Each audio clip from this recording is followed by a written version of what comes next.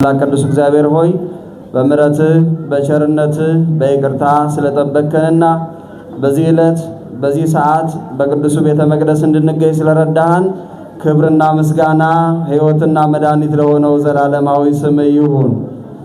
የተከበሩ አባታችን ክቡር መላከ ብስራት አብርሃም ከበደ የደብራችን ዋና አስተዳዳሪ፣ ክቡር መጋቤ ሥርዓት አሰፋ የደብራችን ዋና ጸሐፊ፣ ክቡር መጋቤ አዲስ ሰናይ ስንሻው የደብራችን የስብከተ ወንጌል ክፍል ዋና ኃላፊ፣ ክቡራን ሊቃውንተ ቤተ ክርስቲያን ሁላችሁም በየማዕረጋችሁ በዚህ በምሕረቱ አደባባይ የተገኛችሁ አባቶች፣ እናቶች፣ እህቶች፣ ወንድሞች፣ ሕፃናትም ጭምር በደሙ በዋጀን በጌታችን በመድኃኒታችን በኢየሱስ ክርስቶስ ስም ሰላም እላችኋለሁ። እንደምን አደራችሁ? እንደምን ሰነበታችሁ? እንደምን ቆያችሁ? አሜን። እግዚአብሔር ይመስገን ብለን እንድናመሰግነው የፈቀደልን የረዳን ብርሃነ ልደቱን በዕድሜ በጤና ቆይተን እንድናከብረው ያደረገን የአባቶቻችን አምላክ ቅዱስ እግዚአብሔር ስሙ የተመሰገነ ይሁን። የንጽሕተ ንጹሐን የቅድስተ ቅዱሳን የእመቤታችን ስም እግዚአብሔር ባከበራት ክብር ሁሉ ስሟ ከፍ ያለና የተመሰገነ ይሁን። እንኳን አደረሳችሁ። እልል ብላችሁ እግዚአብሔርን አመስግኑት።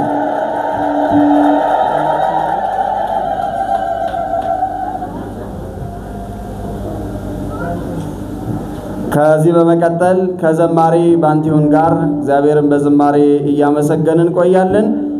ሁላችሁም በያላችሁበት አረፍ አረፍ ብላችሁ ዛሬ ይህንን ህንፃ ቤተ መቅደስ ለመጨረስ ህንፃ ኮሚቴው፣ ሰበካ ጉባኤው ሁሉም ሆኖ የገቢ ማሰባሰቢያ የተዘጋጃለ።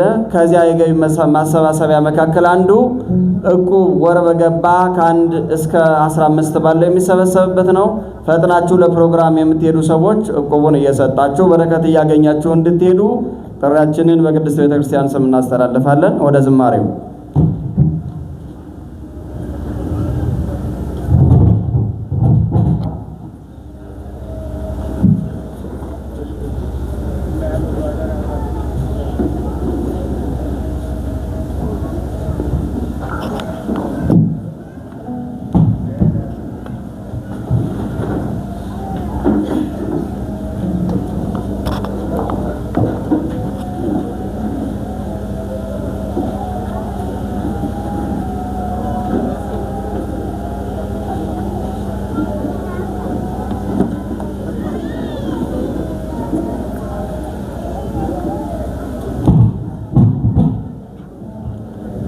በስመ አብ ወወልድ ወመንፈስ ቅዱስ አሐዱ አምላክ አሜን። የተወደዳችሁ የእግዚአብሔር ቤተሰቦች፣ ሊቃውንተ ቤተ ክርስቲያን፣ አባቶች፣ ካህናት፣ ወንድሞች፣ ዲያቆናት በወደደን ባከበረን ባፈቀረን በአንድ ልጁ በኢየሱስ ክርስቶስ ፍጹም ሰላም እንደምን ቆያችሁ? እንደምን ቆያችሁ? የእግዚአብሔር ስሙ የተመሰገነ የተወደሰ ይሁን። አማኑኤል ይቅር ባይ ነው ፍቅር ምሕረት ከቦት በሰማያት ሚኖር እያለን እልል እያለን እያጨበጨብን እግዚአብሔርን እናመሰግናለን።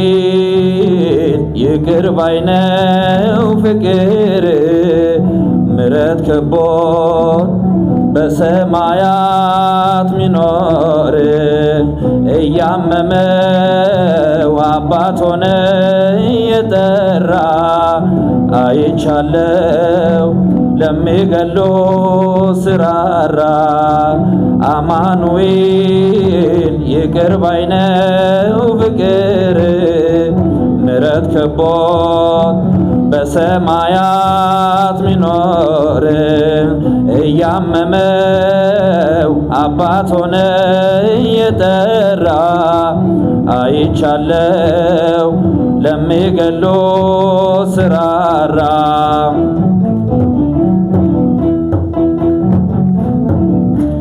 አይምረኝም አትበሉ ጨካኝ ንጉሥ አይደለም። ደሙ ብቻ ያነጻናል ከኃጢአታችን ዘላለም። እንደ ሞላ ጅረት ፈሶ ፍቅራችንን አጥለቅልቋል። የእርሱ ምሕረት ኃይል ሆኖት ስንቱ ከሞት አፈትልቋል። መድኃኔዓለም ይቅር ባይ ነው ፍቅር ምሕረት ከቦት በሰማያት ምኖር እያመመው አባት ሆነ እየጠራ አይቻለው ለሚገሎ ስራራ።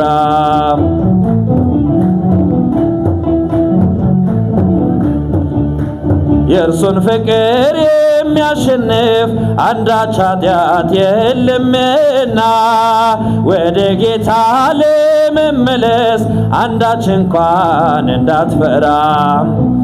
አገራችን በሰማይ ነው የሚረሳ ሰማያትን እንወርሳለን ከበጉ ደም የተነሳ። ጌታ ኢየሱስ ይቅር ባይ ነው ፍቅር ምሕረት ከቦት በሰማያት ሚኖር እያመመው አባት ሆነ እየጠራ አይቻለው ለሚገሎ ስራራ።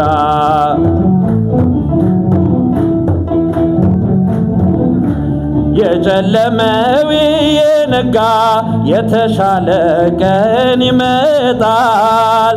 በፍቅሩ ጦር ሳይወጋ ማን ከሞት ፊት ሮጦ ያመልጣል።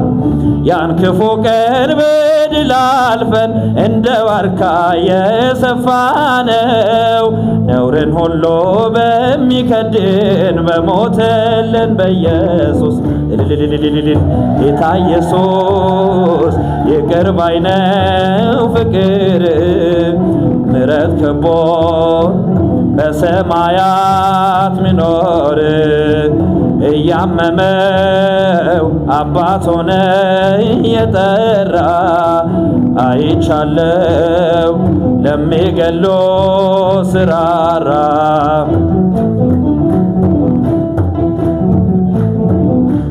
ወዳጅ አለን አንድ ብቻ ከሰማይም በምድር ስሙ ኢየሱስ የተባለ ሰውን ሁሉ የሚያፈቅር ከመቃብር በላይ ሆኖ ፍቅር ዓለምን አስገረመ። ይህን ሁሉ ጎስቋላ ሰው በትከሻው ተሸከመ። አማኑኤል ይቅር ባይ ነው ፍቅር ምሕረት ከቦት በሰማያት ሚኖር እያመመው አባት ሆነ እየጠራ አይቻለው። አንቲሁን ዝማሬ መላእክት ያሰማልን። ለሁላችንም ዝማሬ መላእክት ያሰማን። እንድንዘምር የረዳን የፈቀደልን እግዚአብሔርን እልል ብላችሁ አመስግኑት። ሁል ጊዜ በየወሩ በ9 የአቡነ እስትንፋሰ ክርስቶስን ጉባኤ የሰንበት ትምህርት ቤቱ ከደብረ ስብከተ ወንጌል ጋር በመሆን ይከበራል። በዕለቱ ታላላቅ መምህራንና ዘማሪያን ስለሚገኙ ሁላችሁም ተገኝታችሁ ቃለ ወንጌል እንድትማሩና እንድትዘምሩ ጥሪያችንን እናስተላልፋለን። ከዚህ በመቀጠል ክቡር መጋቤ ብሉይ ዘላለም በላይነህ የአፍሪካ ህብረት ቅዱስ ሚካኤል የስብከተ ወንጌል ክፍል ኃላፊና የመጽሐፍ ትርጓሜ መምህር በመካከላችን ይገኛሉ። የዛሬውን ቅዱስ ወንጌል የሚያስተምሩን እርሳቸው ናቸው። እግዚአብሔር መንፈስ ቅዱስ በእሳቸው ላይ አድሮ እንዲያስተምረን እንዲመክረን ቅዱስ ፈቃዱ ይሁን። ወደ መምህራችን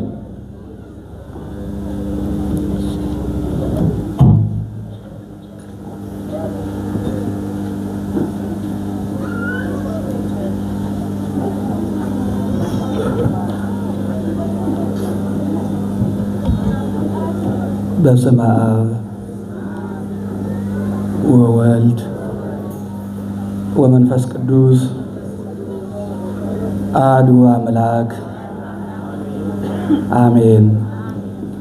እጅግ የተከበሩ አባታችን መላከ ብስራት መምህር አብርሃም ከበደ የዚሁ ቤተ መቅደስ ዋና አስተዳዳሪና የመንጋው እረኛ ጠባቂ፣ ክቡር መምህራችን መጋቤ ሥርዓት አሰፋ የዚሁ ቤተ ክርስቲያን ዋና ጸሐፊ፣ ክቡራን ሊቃውንተ ቤተ ክርስቲያን፣ መምህራነ ወንጌል፣ አይንተ እግዚአብሔር፣ አበው ካህናት፣ ልኡካነ ምስጢር፣ አሃው ወንድሞች ዲያቆናት፣ መዘምራን፣ መዘምራት፣ እግዚአብሔር በዕድሜ የባረካችሁ አባቶች አረጋውያን፣ እናቶች አረጋውያት፣ እንዲሁም የቤተ ክርስቲያኗ የጀርባ አጥንት ወጣቶች ወንድሞች፣ ወጣቶች እህቶች፣ ሕፃናትንም ጭምር ፍቅሩን እስከ ሞት ድረስ በገለጠልን በጌታችንና መድኃኒታችን ኢየሱስ ክርስቶስ ፍጹም ሰላም ሰላም እላችኋለሁ። እንደምን አደራችሁ? እንደምን አደራችሁ? እንደምን አረፈዳችሁ? ዕለተ ሰንበትን አስቀድሰን እንድንቀደስ ሥጋውን በልተን ደሙን ጠጥተን እንድንከብር የጠራን የረዳን የፈቀደልን የአባቶቻችን አምላክ የእኛም አምላክ ልዑለ ባሕርይ ቅዱስ እግዚአብሔር ስለማይነገረው ስጦታው ስሙ በሁላችን አንደበት የተመሰገነ ይሁን።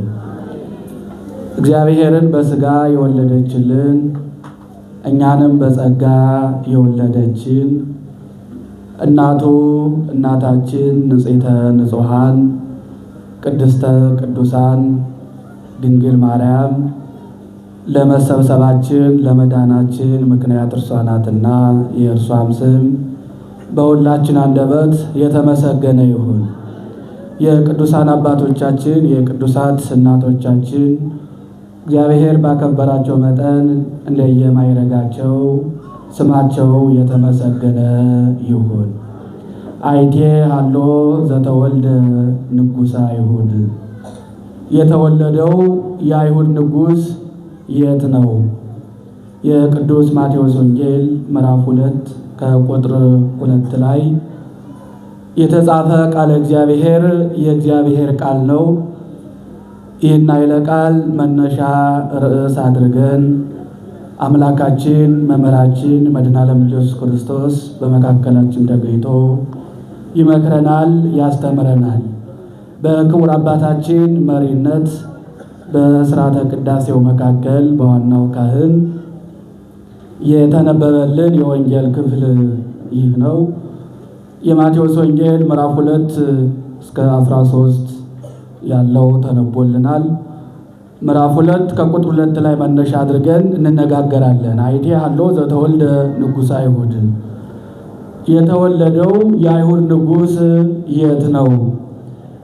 ይህንንም ቃል የተናገሩት ሰብአ ሰገል የጥበብ ሰዎች ወይም 3ቱ ነገሥታት ትንቢት ያልተናገረላቸው ሱባኤ ያልተቆጠረላቸው እንዲሁም በዓላት የማይከበርላቸው በሀገራችን ላይ ከሚከበሩ ቅዱሳን አባቶቻችን መካከል እነዚህ መሆን ነበረባቸው።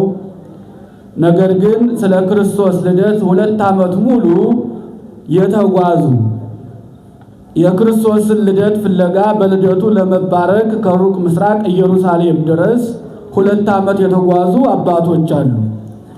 በእነሱ ዙሪያ እየተነጋገርን እንቆያለን። የተወለደው የአይሁድ ንጉሥ የት ነው? ከቁጥር 1 ጀምረን ስንመለከት ወተወሊዶ እግዚእ ኢየሱስ በቤተልሔም ዘይሁዳ በመዋዕለ ሄሮድስ ንጉሥ፣ በንጉሡ በሄሮድስ ዘመን ጌታችን መድኃኒታችን ኢየሱስ ክርስቶስ በተወለደ ጊዜ ይላል።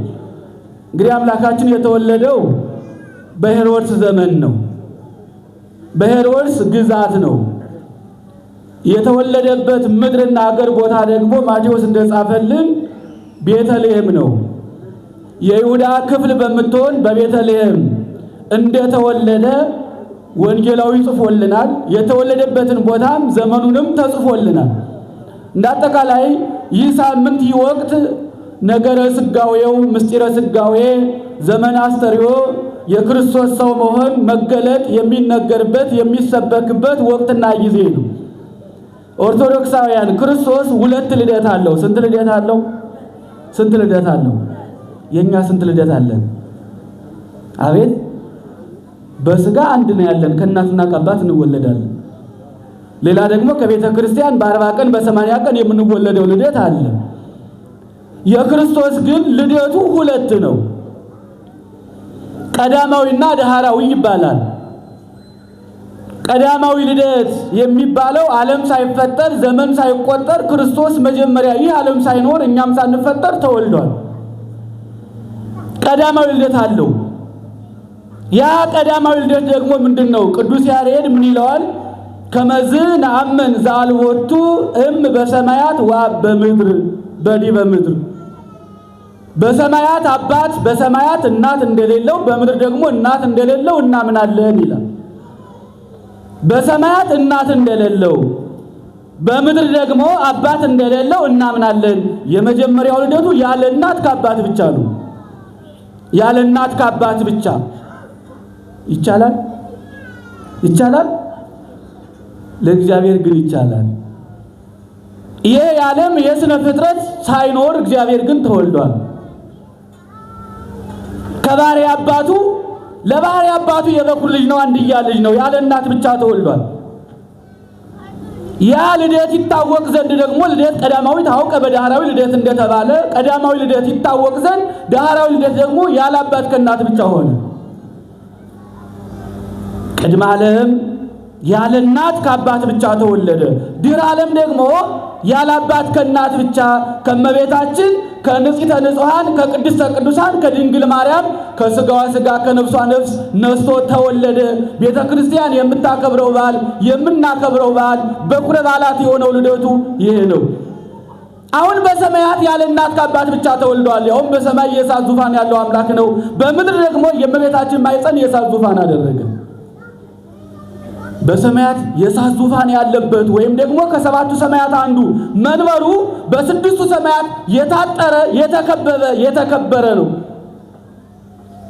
በምድር ደግሞ የእሳት ዙፋን ያደረጋት እመቤታችን ንጽሕተ ንጹሐን ቅድስተ ቅዱሳን ድንግል ማርያም ደግሞ በስድስት ነገር ንጽሕት ናት። በስድስት ነገር የከበረች ናት። በንጽሐ ሥጋ በንጽሐ ነፍስ በንጽሐ ልቡና፣ በድንጋሌ ሥጋ በድንጋሌ ነፍስ በድንጋሌ ልቡና፣ በእነዚህ በስድስት ነገር የከበረች ናት እመቤታችን። ንጽሕት ናት፣ ምሉ ናት። በሰማይ ያለው ዙፋኑም በስድስቱ ሰማያት ይታጠራል፣ ይከበራል።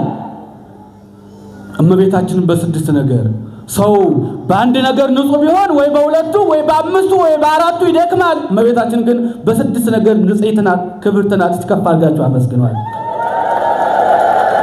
በሰማይ ያለው ዙፋኑ 7 የእሳት መጋረጃዎች አሉት። የሚገርማችሁ በሰማይ ያለው ዙፋኑ ያ የእሳት ዙፋን 7 የእሳት መጋረጃዎች የእመቤታችን ባህሪያቶቿን እንደ 7 የእሳት መጋረጃዎች አደረገ ይላል እኮ።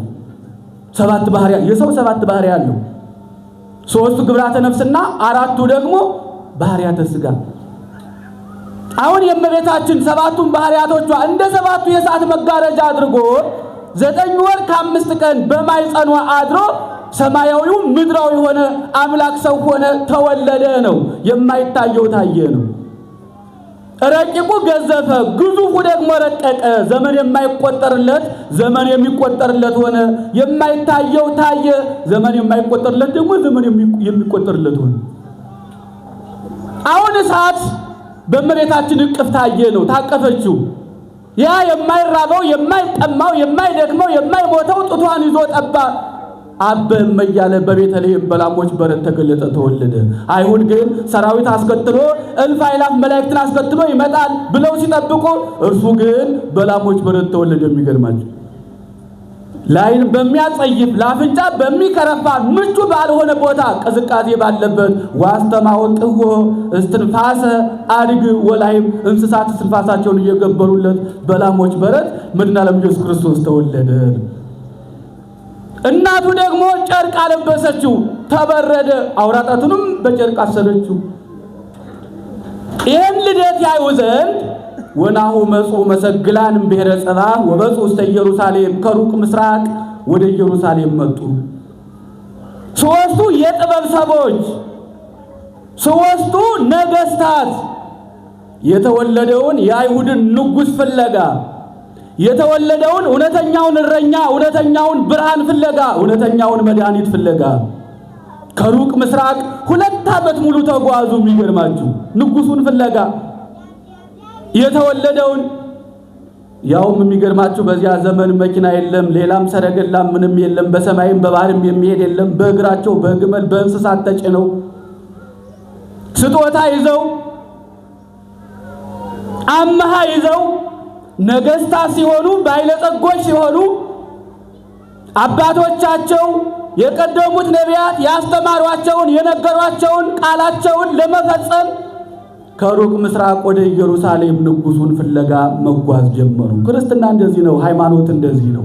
እስከ ቅታው እስከ መጨረሻው ድረስ መጓዝ፣ አለመመለስ። እነዚህ የጥበብ ሰዎች ሊቃውንት መተርጉማን 12 ሆነው ተነሱ ይላሉ። 9ኙ በጦርነትም በረሃብም በጽምም በሕማምም ምክንያት በመንገድ ቀሩ። 3ቱ ግን ቤተልሔም ንጉሡ ተወለደበት ደረሱ። መንገድ ጀምሮ ከመቅረት መድኃኔዓለም ሁላችንም ይጠብቃል። ብዙዎቻችን መንገድ ጀምረን ጉዞ ጀምረን እንቀራለን። ለመቁረብ ወስነን ሳንቆርብ ንስሐ ለመግባት አስበን ንስሐ ሳንገባ የምንቀር ብዙዎች ነን። ለመዘመር ለማስተማር ጀምረን ሳንጨርስ የቀረን ብዙዎች ነን። ለፍጻሜ ያብቃን። የቤተ ክርስቲያኗ መልእክት ግን እንደዚህ ነው። የክቡር አባታችንም አገልግሎት ተልቆታቸው እናንተን ለቅዱስ ሥጋው ለክቡር ደሙ ማብቃት ማድረስ ነው። የወንጌሉም ዓላማ እንደዚህ ነው። መንግሥት እንድንወርስ ነው። የካህናትም ድርሻ የታመሙትን መፈወስ ነው። የታሰሩትን መፍታት ነው። ለንስሐ ያልበቁትን ንስሐ እንዲገቡ ማድረግ ነው። የእናንተም ድርሻ መሆን ያለበት ደግሞ እስከ ቤተልሔም መጓዝ ነው። የተወለደውን ፍለጋ ቤተልሔም ድረስ መጓዝ፣ ሥጋውን መብላት ደሙን መጠጣት እኮ ነው። ብዙዎቹ ከመንገድ የቀሩ አሉ። ጉዞው ረዝሞባቸው ቤተልሔም አልደርስ ብለው የተለያየው መሰናክልና ፈተና የተለያዩ ችግሮች ከቤተልሔም ያስቀራቸው ቤተልሔም ሳይደርሱ ጉዞ ጀምረው ይቀሩ አሉ። እነዚህ የጥበብ ሰዎች ሰብአ ሰገል ግን ነገሥታት ሲሆኑ ባለጸጎች ሲሆኑ የክርስቶስ ፍቅር ልባቸውን አቃጥሏቸው ቤተልሔም ድረስ ተጓዙ። ክርስቶስ ፍቅሩ ሲገባን የአምላካችን ፍቅር ሲገባን የዓለም ምንነት ቁሳዊ ጥቅሙ ወደ ኋላ ሊያስቀረን አይችልም፣ ማስቀረትም የለበትም። ምክንያቱም እኔና እናንተ ይሄ ጊዜ የተሰጠን ዕድሜ ብድር ነው፣ ኩንትራት ነው። ሰርተንበት ተገልግለንበት ፍሬ አፍርተንበት መሄድ አለብን እና የጥበብ ሰዎች የክርስቶስ ፍቅር ልባቸውን አቃጥሏቸው ምቹ ባልሆነበት ጊዜ በጨለማው በገደሉ በየበረሃው በየፉርክታው ተጉዘው ቤተልሔም ደረሱ። ክርስቶስን ፍለጋ እውነተኛውን ንጉሥ ፍለጋ እስመሬነ ኮከበ ዚአሁ ወመጻእነ ከመ ንስግድ ሎቱ፣ ኮከቡን አይተን ልንሰግድለት መጥተናልና የተወለደው የአይሁድ ንጉሥ የት ነው አሉ። በኮከብ ነው የመጡት። ኮከብ እየመራቸው ያ የሚመራቸው ኮከብ ሰው መንገድ ሲያሳያቸው ይሰወርባቸዋል። ሰው ሲያጡ ደግሞ ኮከቡ ይመራቸዋል። ኮከቡ እኮ ደግሞ ራሱ ክርስቶስ ነው። የሚገርማቸው ኮከቡ ወደ ኮከቡ ልባቸውን ብሩህ አድርጎ ቅዱስ ያሬድ ይሰር ኮከብ ያዕቆብ ወያት ኃጢአተ እምእስራኤል፣ ኮከብ ከያዕቆብ ይወጣል ኃጢአትንም ከእስራኤል ያስወግዳል ያልቃል። ዋኔ በኩል የሬስ ሲሆንም የበኩል ልጅ አደርገዋለሁ ለሁሉም ነገሥተ ምድር፣ ከምድራውያን ነገሥታት የሚበልጥ እርሱ ነው። የነገሥታት ንጉሥ የባለጸጎች ባለጸጋ የሆነው መድኃኔ ዓለም ኢየሱስ ክርስቶስ በተወለደበት በተገለጠበት ዘመንና ሰዓት ጊዜ ራሱ ኮከቡ በኮከብ እየመራ ሰብአ ሰገልን ወደ ቤተልሔም አመጣቸው። እነ በለዓም ያዩት ኮከብ፣ ለልጆቻቸው ያስተማሩት ትምህርት ኮከብ። አንዳንዶቹ ኮከብን ደግሞ የጥንቆላ ምልክት ያደርጉታል። ኮከብ የሚቆጥሩ አሉ። ኮከብ ፍጡር ነው፣ አምላኩን የሚያውቅ እግዚአብሔርም ነው። ክርስቶስ በተሰቀለ ሰዓትም የአምላካችን እርቃን እናሳይም ብለው ይወደቁ ናቸው። ከዋክብት አይቆጠሩም፣ ኃጢአት አይሰራባቸውም፣ ተቆጥረውም አያልቁም። ዘርህ እንደ ሰማይ ከዋክብት እንደ ምድር አሸዋ አበዛልሃለሁ ተብሏል። ኮከብ ያልገጠመም ኮከቧም የሚባል ነገር አለ። ይሄን አትመኑ ኦርቶዶክሳውያን፣ ለክርስትና የከንቱ ነገር ነው። ኮከብ ክርስቶስ ካለበት የሚያደርስ ኮከብ ራሱ ክርስቶስ እንጂ ኃጢአት የሚሰራበት ኮከብ ያልገጠመም ኮከብ አይገጥምም። በኮከብ የሰው ባህሪ፣ የሰው ምግባር፣ የሰው ማንነት፣ የሰው ስራ ወይም ኮከብ ታይቶ ሰው ለትዳር ሊሆን አይችልም። ኮከብ ክርስቶስ ነው። ኮከብ ሰብአ ሰገልን ወደ ተወለደበት ወደ ቤተልሔም አድርሷል። የተወለደው የአይሁድ ንጉሥ የት ነው ብለው ሰብአ ሰገል ሲመጡ ወሰምዮ ሄሮድስ ንጉሥ ደንገጸ ወታወከ። ሄሮድስም በሰማ ጊዜ ደነገጠ፣ ታወከ። የክርስቶስ ልደት ሲሰማ የተወለደው የአይሁድ ንጉሥ ሲባል ሰምቶ ሄሮድስ ደነገጠ። ክርስቶስ የተወለደው ስልጣን ፍለጋ አይደለም። ክርስቶስ የተወለደው ክብር ፍለጋ አይደለም። ክርስቶስ የተወለደው የነፍስ ንጉሥ ሊሆን ነው። ወያግባ በዘትካት መንበሩ አዳምንና የአዳም ልጆች ወደ ርስታችን ወደ ቀደመ ክብራችን ለመመለስ እንጂ በዚህ ምድር ላይ ሊነግስ አይደለም፣ በዙፋን ሊቀመጥ አይደለም የተወለደው። ሄሮድስ ግን ምድራዊ ስልጣኑን የሚነጥቀው ከሱ በላይ የሆነ ንጉሥ የተወለደ መስሎ ደነገጠ። ኢየሩሳሌምም በኢየሩሳሌም ያሉት በሙሉ ታወቁ፣ ደነገጡ። በክርስቶስ ልደት ሄሮድስ ብቻ ነው የደነገጠ። በክርስቶስ ልደት የሄሮድስ ተከታዮች ብቻ ደነገጡ። ወኩሉ ፍጥረት ተፈሳ በምጽአትከ፣ ሰው በመሆንህ በመወለድ በመገለጥ ሁሉም ፍጥረት ደስ ብሎታል። ያልተደሰተ የለም በክርስቶስ ልደት። ክርስቶስ ሲወለዱ ተራሮች እጽዋት ህብስት ሆነዋል። ወንዞችም ወደ ወይንነት ተቀይረዋል፣ ወደ ወተትነት። ደማዊት ነፍስ ያለቻቸው ፍጥረታት እንኳን አመስግነዋል ክርስቶስ ሲወለድ። በክርስቶስ ልደት ያልተደሰተ የለም። የክርስቶስን ልደት ነቢያት ናፍቀዋል፣ መላእክትም ተደስተዋል። አንዳንዶቹ የክርስቶስን ልደት ስጋውን ይበሉበታል፣ ደሙን ይጠጡበታል። አንዳንዶቹ የክርስቶስን ልደት ሰማያዊ ስንቅ፣ ሰማያዊ መዝገብ ይሰበስቡበታል። አንዳንዶቹ በክርስቶስ ልደት መንነው ዓለም ንቀው ወደ ገዳም ይገባሉ። አንዳንዶቻችን በክርስቶስ ልደት እንደሰታለን። ከክርስቶስ የራቁት ደግሞ በክርስቶስ ልደት ይከፋሉ። ቃለ እግዚአብሔሩ፣ ዝማሬው፣ አገልግሎቱ፣ በዓሉ ያስከፋቸዋል። ሄሮድስም ተከፋ። ክርስቶስ ስለተወለደ እኮ ነው። እኛ ከጨለማ ወደ ብርሃን፣ ከሞት ወደ ሕይወት፣ ከሐሳር ወደ ክብር፣ ከኩነኔ ወደ ጽድቅ የምንመለስበት መድኃኒት ሲወለድ ሄሮድስ ታወከ፣ ኢየሩሳሌም ታወከች። የካህናትን አለቆችና ጸሐፍትን ሰብስቦ ክርስቶስ ቤት ይወለዳል ብሎ ጠይቃቸው። እውነት ነው የአይሁድ ንጉሥ ይወለዳል ወይ? ተወልዷል ወይ? ታውቃላችሁ ወይ? ቤልጎ በቤተልሔም ዘይሁዳ እስመ ከማሁ ጽሑፍ በነቢይ ዋንቲኒ ቤተልሔም ምድረ ኤፍራታ ኢትቲያቲም ነገሥተ ይሁዳ እስመ እምኔኪ ወፅእ ንጉሥ። ቀድሞ የተነገረውን ትንቢት በእነ ሚክያስ አለቆች ነገሩት። አሁን ሚክያስ እኮ ትንቢት ተናግረዋል። በቤተልሔም ክርስቶስ እንደሚወለድ። አንቺ ቤተልሔም ከይሁዳ አለቆች ከቶ አንታንሽም፣ ባንቺ ንጉሥ ክርስቶስ ይወለዳል ተብሎ እኮ ትንቢት ተነግሯል ብለው ነገሩት። አይሁድ የክርስቶስን የተነገረውን ትንቢት ያውቃሉ፣ ግን አያምኑ። እግዚአብሔር እንደሚወለድ እግዚአብሔር እንደሚሞት ያውቃሉ። ትንቢቱን በሚገባ የነ ሚክያስን የነ ኢሳይያስን እመቤታችን በቱም ድንግልና ጸንሳ በቱም ድንግልና እንደምትወልደው ያውቃሉ፣ ያምናሉ፣ ግን አያምኑም። ያውቃሉ፣ አያምኑም። ሚክያስ በትንቢተ ሚክያስ 5:2 ላይ ትንቢት ተናግሮ አስተምሮ ሲመለስ ቤተልሔም ምድረ በዳ ሆና ፈት ሆና ቋያ በቅሎባት ያገኛት። አንቺ ቤተልሔም እንዲሁ ምድረ በዳ እንደሆንሽ አትቀሪም፣ እንደፈረሽ አትቀሪም። ንጉሥ ይነግስብሻል፣ የነጋሪት ድምፅ ይሰማብሻል፣ ድንኳን ይተከልብሻል፣ እስራኤል ደጅ ይጸኑብሻል፣ አሕዛብ ይገብሩብሻል ብሎ ትንቢት ተናግሮላት ሄደ ለቤተልሔም ነብዩ ሚክያስ። ያም ትንቢት አልቀረም።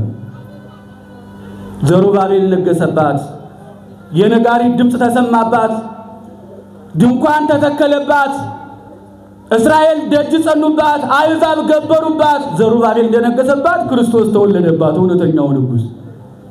የነጋሪት ድምፅ እንደተሰማባት ደግሞ መላእክትና እረኞች ዘመሩባት። ዮም አደ መሬተ ኮኑ መላእክት ወሰብ፣ ሰማያውያን ቅዱሳን ረቂቃን መላእክትና ምድራውያን ደግሞ እረኞች። እረኛ ማለት የማያውቅ ነው፣ ያልተማረ፣ የሥራ ልምድ የሌለው፣ በጎችን ብቻ የሚጠብቅ። ስለዚህ እረኞች ከሰማያውያን መላእክት ጋር በቤተልሔም አመሰገኑባት።